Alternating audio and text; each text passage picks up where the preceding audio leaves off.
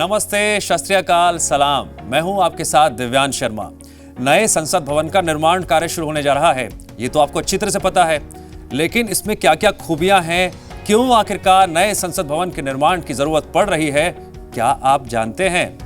कोई बात नहीं, इतिहास के पन्नों को टटोलेंगे, वर्तमान की बात भी करेंगे और आपको बताएंगे कि नए संसद भवन की क्या खूबियां हैं। लेकिन उससे पहले आपके लिए यह भी जानना जरूरी है कि पुराने संसद भवन का इतिहास क्या है, ऐसी उसमें कौन कौन सी बातें थी जिसको बदलने की जरूरत है और नए संसद भवन के निर्माण की जरूरत पड़ रही है। पुराना संसद भवन कब बना, क्यों बना? सबसे पहले इतिहास के पन्नों को टटोलते हैं और आपको बताते हैं पुराने संसद भवन का इतिहास।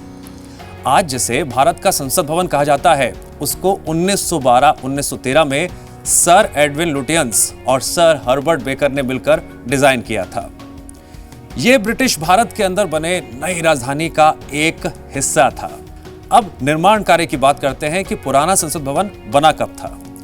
निर्माण कार्य 1921 में शुरू हुआ और साल 1927 तक चला, यानी तकरीबन 6 साल का वक्त लग गया। पूरे भवन को बनाने में उस वक्त 83 लाख रुपए का खर्चा आया था। क्यों? हैरान हो गए सुनकर, लेकिन ये सच है। दरअसल मुरैना के पास के 64 योगिनी मंदिर की तर्ज पर बना है संसद भवन। संसद भवन की बिल्डिंग के गोल आकार में है, जो कुल 144 पिलर्स के ऊपर टिकी हुई है। कहा यह जाता है कि डिजाइनर एडविन लुटियंस ने इसके बनाने की प्रेरणा मध्य प्रदेश की 64 योगिनी मंदिर से ही लिया था।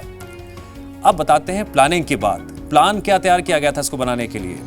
खास प्लानिंग के साथ, एक कार्य योजना के साथ पूरी लुटियंस दिल्ली बनाई गई थी। यह भी आपने कई बार सुना होगा। दिल्ली के साउथ ब्लॉक इलाके को लुटियंस दिल्ली के नाम से जाना जाता है। 1911 का दिल्ली दरबार में इस बात की घोषणा हुई कि कोलकाता से राजधानी ट्रांसफर किया जाएगा। ऐसे में यहां बड़े लोगों के रहने के लिए भवन बनाने की बात भी हो गई। इसके बाद लुटियंस दिल्ली को बनाया गया। एडविन लुटियंस की बात करें तो वो एक ब्रिटिश आर्किटेक्ट थे और उनके पिता भी यही काम करते थे। हर्बर्ट बेकर की बात करें तो वो भी ब्रिटिश आर्किटेक्ट थे। हर्बर्ट ने दिल्ली के अलावा दक्षिण अफ्रीका में भी कई प्रसिद्ध इमारतों की रूपरेखा खींची है, तो उनका ये अनुभव संसद भवन के निर्माण में काफी काम आया था। और जो रूपरेखा और पूरा डिजाइन आप देख रहे हैं, इसका श्रेय इन दोनों को जाता है। अब बात करते हैं सेंट्रल विस्टा प्रोजेक्ट की। ये प्रोजेक्ट क्या है, ये जानना आपके लिए बहुत जरूरी है, क्योंकि अगर आप इसे नहीं समझ पाएंगे तो इसके इतिहास से कहीं ना कहीं आप इससे जुड़े जो पहलू हैं वो नहीं समझ पाएंगे। इसकी खास बात यह है कि नई दिल्ली में राष्ट्रपति भवन से इंडिया गेट तक के बीच का 3 किलोमीटर लंबे एरिया को सेंट्रल विस्टा कहते हैं। इस इलाके में ही नए संसद भवन समेत 10 नई इमारतें बनाने की योजना है। हालांकि राष्ट्रपति भवन और मौजूदा संसद भवन पहले की तरह ही रहेगा, इसमें कोई बदलाव नहीं होने जा रहा है, ये समझ लीजिए आप। इसी रीडेवलपमेंट के मास्टर प्लान को सेंट्रल विस्टा प्रोजेक्ट कहा जाता है। माना यह जा रहा है कि इस नए भवन में 971 करोड़ रुपए का खर्च आ सकता है। क्यों चौंक गए ना? पुराना संसद भवन जिसके निर्माण कार्य में सिर्फ आई थी लागत 83 लाख रुपए, और अब नए संसद भवन में लागत आएगी 971 करोड़ रुपए। भविष्य को देखते हुए बहुत कुछ सोचा जाता है, समझा जाता है, और यही वजह है कि इस नए भवन के लोकसभा कक्ष में 888 सदस्यों के बैठने की क्षमता होगी, जबकि राज्यसभा कक्ष में 384 सदस्य बैठ सकेंगे। ये भविष्य में दोनों सदनों के सदस्यों की संख्या में बढ़ोतरी की जाने की संभावना को ध्यान में रखते हुए किया जा रहा है, क्योंकि 2026 में लोकसभा सीटों का नए सिरे से परिसीमन का काम भी शेड्यूल है।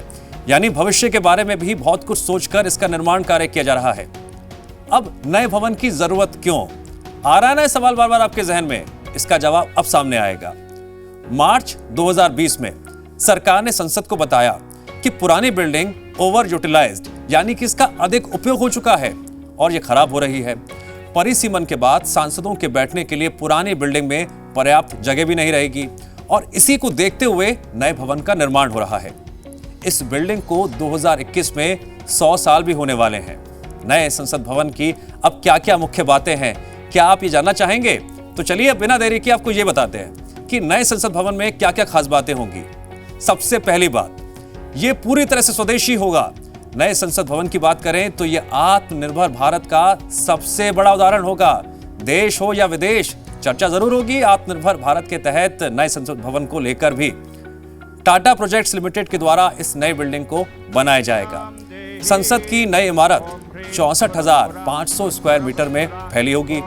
नई बिल्डिंग पूरी तरह से भूकंप रोधी होगी। नए संसद भवन में सब कुछ डिजिटल होगा, यहां तक कि सभी सांसदों के ऑफिस डिजिटल तकनीक से लैस होंगे। नए संसद भवन के निर्माण को लेकर आपके जहन में जो भी सवाल आ रहे थे, हम उम्मीद करते हैं उन्हीं सवालों का जवाब आपको पूरे बारीकी से मिल गया होगा और साथ ही साथ आपको यह भी समझ में आ गया होगा पुराने संसद भवन का इतिहास क्या है। नमस्ते।